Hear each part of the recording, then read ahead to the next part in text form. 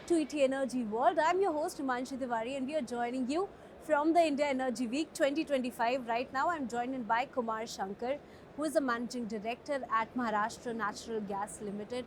So thank you so much for joining us for this conversation. Thanks, Manshi. Thanks for inviting us. On behalf of Maharashtra Natural Gas, we are thankful to ET for having this session. All right, sir, let's talk about the natural gas infrastructure, right? When you expand your natural gas infrastructure to diverse regions, that comes with its own set of challenges, right?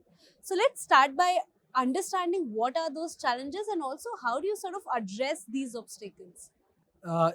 Basically, Maharashtra Natural Gas Limited is operating in almost 10 districts in Maharashtra, and also we are also operating in other districts in Telangana as well as in Karnataka and in one district in Gujarat.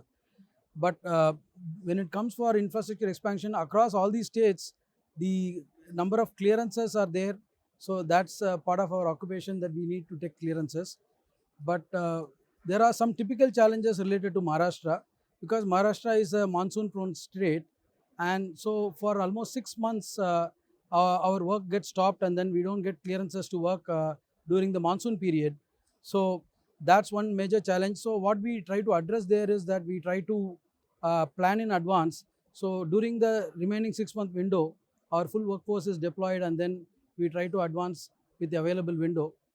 As well, but one request also we have been making with the authorities that the while the physical construction permission may not be granted during the monsoon period, but at least the paperwork, the processing of the applications, if they also can be done. So at least by one more month we'll get a window to further expand the infrastructure. So basically by better planning, then we are addressing all these challenges. All right, so how do you sort of ensure uninterrupted natural gas supply? Because you were talking about monsoons, right? Those 6 months. So, how do you sort of address that? And I mean, what's your customer first approach? And when it comes to understanding your customers' grievances, how do you do that? Yeah, that's a good question. Actually, customer first approach, Maharashtra Natural Gas, typically any CGD network requires basically a trunk pipeline feed source that needs to be available. Then the permissions and clearances are there furthermore also. So for example, I'll just highlight the our Nashik geographic area. So there the main trunk pipeline is still under construction. So we wanted to increase the supply there.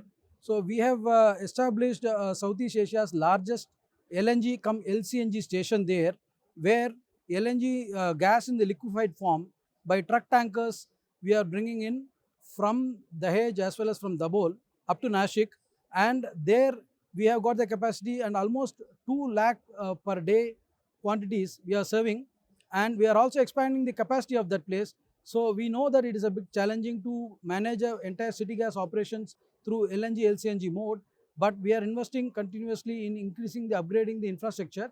This is the first of its kind to run an entire city even much before the main infrastructure has come in place. So we are also continuously increasing the number of CNG stations. So over the last 1 year, if you have seen, earlier the Nashik city also was having almost only 20 stations. Now we have gone up to 50 stations. In this year, we will add 20 more stations. So we are continuously upgrading investing more in infrastructure and improving the supplies and trying to ease the queue. That's how we are trying to serve the customers. All right. You're talking about all these stations and building up on the infrastructure that you have. What is your long-term vision when it comes to your company? And also, if you can help us understand how do you sort of contribute to the growth story of the natural gas sector in Maharashtra?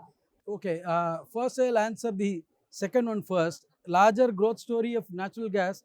See, for city gas distribution companies, the next kind of new consumption areas would be LNG in transport segment. That is long haulage, heavy duty transport segment.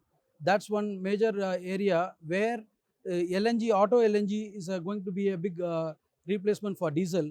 So we have already started the LNG stations, auto LNG stations. In Nashik, just 3 days back, we have commissioned one of the second stations as well. So what we feel is the era of CNG is now maturing. So the next is the long haulage heavy duty vehicles. Their gas can find its application in the form of LNG.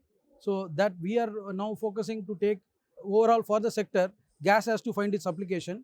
And the second part is gas for power generation, that also can find its place in the form of trigeneration, where apart from the generating the power, the same gas can be used for, the energy can be used for generating AC as well as the steam systems. So in an hospital in Pune, we have successfully done that. So these kind of newer applications have to come for gas, that is LNG for transport segment, then trigeneration for power segment. So these are the next stages of growth for gas sector. And particularly coming to MNGL's vision, what we are working on long-term vision, and particularly a very focused strategy study we are installing. So we will soon have, besides natural gas, we are also now looking at uh, the CBG also. So we are going to invest there in CBG and all other renewable space. So after we complete our strategy study, we will take a call on that.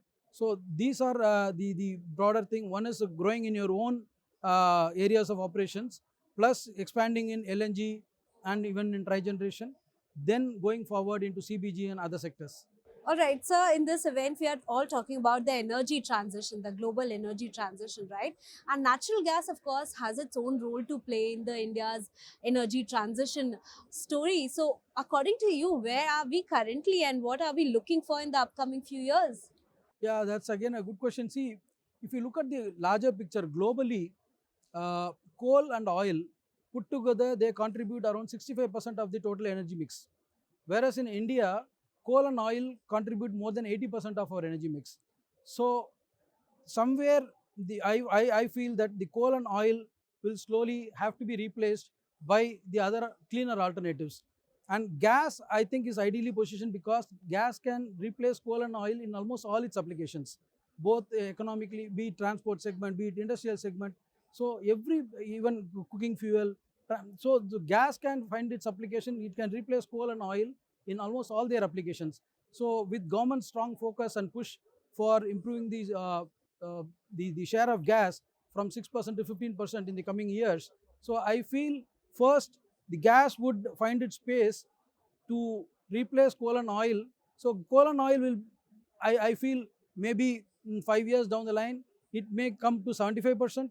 So for that to happen, the renewables, nuclear, everything is there, but gas also has to be finding its own space. So maybe in 5 years down the line, India can have an aspiration to have coal and oil to contribute 75%, but all other things, at least right currently we are close to 85%. But if that comes to 75%, so we would automatically have a more less carbon intensive and more cleaner options filling up our energy basket.